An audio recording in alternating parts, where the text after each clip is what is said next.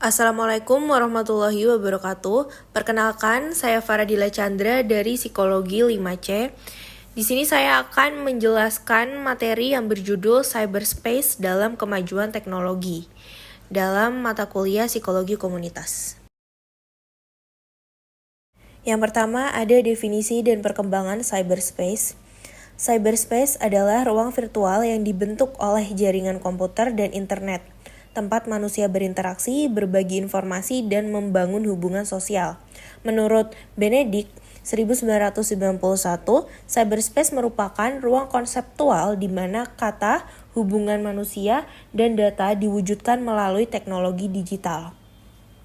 Nah, kemajuan teknologi digital seperti internet cepat, kecerdasan buatan AI, media sosial, dan komunikasi digital telah mengubah cyberspace menjadi ekosistem digital yang lebih kompleks. Cyberspace kini bukan hanya sekedar alat komunikasi, tetapi juga menjadi bagian integral dari kehidupan sehari-hari. Jadi, singkatnya, cyberspace ini hasil nyata dari kemajuan teknologi yang menciptakan ruang sosial baru bagi manusia untuk berinteraksi, berkolaborasi, dan berkomunikasi secara digital. Selanjutnya ada jenis-jenis cyberspace.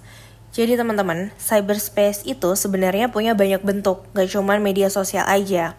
Nah, ini ada beberapa jenisnya yang paling umum dan sering kita pakai. Yang pertama, ada cyberspace sosial.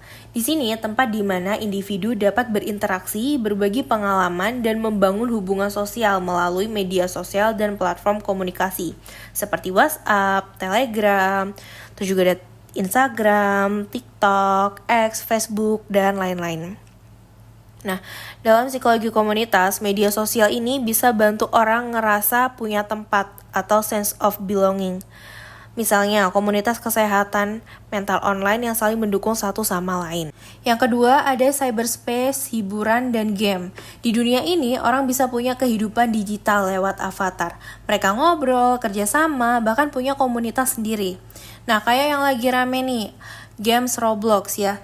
Kayaknya mulai dari anak-anak sampai orang dewasa ini banyak yang mainin games ini ya. Bahkan di dalam games ini banyak orang yang bikin komunitas juga. Contoh lainnya juga ada game Minecraft ya atau Metaverse. Yang ketiga ada cyberspace ekonomi. Tempat terjadinya perdagangan digital dan transaksi ekonomi melalui platform e-commerce seperti Tokopedia, Amazon, Shopee, atau TikTok Shop. Nah, buat sebagian orang, ruang ini penting banget karena bisa bantu peningkatan ekonomi digital. Yang keempat, ada cyberspace komunikasi virtual. Tempat orang bertemu dan berkomunikasi secara langsung atau real time, lewat video dan suara. Nah, biasanya ini digunakan untuk kuliah online, kerja, atau rapat komunikasi digital. Contohnya seperti Google Meet, Zoom, atau Microsoft Teams. Selanjutnya, ada dampak cyberspace terhadap psikologi komunitas. Dalam perspektif psikologi komunitas, cyberspace memberikan dampak yang signifikan terhadap dinamika sosial dan interaksi antar anggota komunitas digital. Nah, ini ada dua dampak, ada dampak positif dan dampak negatif. Untuk dampak positifnya ini yang pertama ada meningkatkan keterhubungan sosial. Lewat dunia maya, orang bisa saling terhubung walaupun tinggal jauh. Misalnya, komunitas belajar online atau grup support mental health ini bisa bikin orang merasa punya tempat dan menumbuhkan rasa memiliki terhadap komunitas. Nah, ini contohnya grup WhatsApp, keluarga, atau komunitas hobi di Telegram bisa bikin hubungan tetap hangat walaupun jarang ketemu. Yang kedua, wadah untuk aktivisme dan pemberdayaan sosial. Cyberspace juga bisa dipakai buat hal positif, seperti kampanye sosial, edukasi, atau menggalang donasi. Ini bisa memberdayakan masyarakat dan menumbuhkan semangat saling peduli. Contohnya itu ada gerakan #mentalhealth_awareness di media sosial yang membantu orang lebih terbuka soal kesehatan mental. Yang ketiga, membantu pembentukan identitas diri. Dunia maya memberi ruang buat orang mengekspresikan diri dan belajar mengenal siapa dirinya. Ini bisa bantu meningkatkan kepercayaan diri. Contohnya, seseorang yang suka desain bisa menampilkan karyanya di Instagram dan mendapatkan dukungan dari komunitas.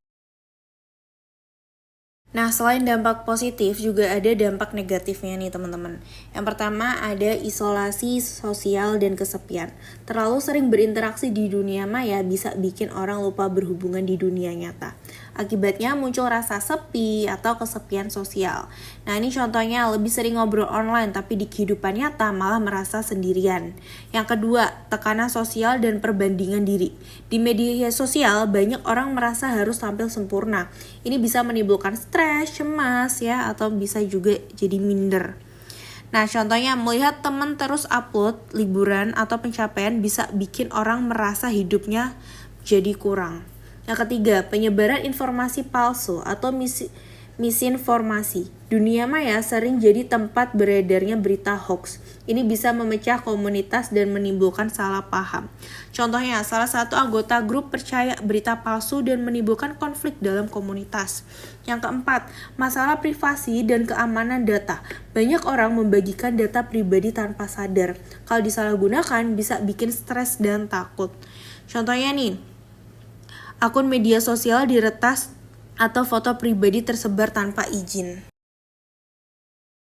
Selanjutnya, ada peran psikologi komunitas dalam mengelola cyberspace. Dalam menghadapi tantangan tersebut, psikologi komunitas dapat berkontribusi dengan beberapa cara. Yang pertama, pendidikan literasi digital. Ini meningkatkan kesadaran dan kemampuan masyarakat untuk menggunakan teknologi dengan bijak dan kritis. Ini juga termasuk mengajarkan cara mengenali informasi yang valid dan cara berinteraksi yang sehat di dunia maya. Contohnya, kampanye edukasi di sekolah atau media sosial tentang bahaya cyberbullying atau pentingnya berpikir kritis sebelum menyebarkan informasi. Yang kedua, pengembangan kebijakan digital inklusif. Ini mendorong kebijakan yang menjamin akses teknologi yang adil dan berkeadilan, memungkinkan semua kalangan untuk berpartisipasi dalam ekosistem digital. Nah, ini contohnya itu program penyedia internet gratis di desa atau pelatihan teknologi untuk orang tua agar tidak tertinggal dari anak muda. Yang ketiga, ada intervensi psikoedukatif online. Memberikan dukungan psikologis bagi individu yang terdampak negatif oleh tekanan sosial media atau kecanduan digital. Nah, ini contohnya itu layanan konseling online, forum dukungan kesehatan mental, atau webinar tentang coping stress di era digital. Yang keempat, membangun komunitas digital yang sehat. Psikologi komunitas dapat membantu menciptakan ruang maya yang inklusif, suportif, dan berempati di mana setiap individu merasa aman dan dihargai. Contohnya, komunitas online seperti forum dukungan mahasiswa, grup diskusi kesehatan mental, atau komunitas perempuan yang saling memberdayakan. Kesimpulannya, cyberspace yang merupakan hasil dari kemajuan teknologi telah mengubah cara manusia berinteraksi dan membangun komunitas. Melalui cyberspace, kita dapat memperkuat rasa kebersamaan, mendorong partisipasi sosial, dan menciptakan komunitas yang lebih sehat dan berdaya. Kuncinya bukanlah menjauhi teknologi, tetapi mengelolanya dengan kesadaran dan nilai-nilai kemanusiaan agar dampaknya positif bagi semua pihak.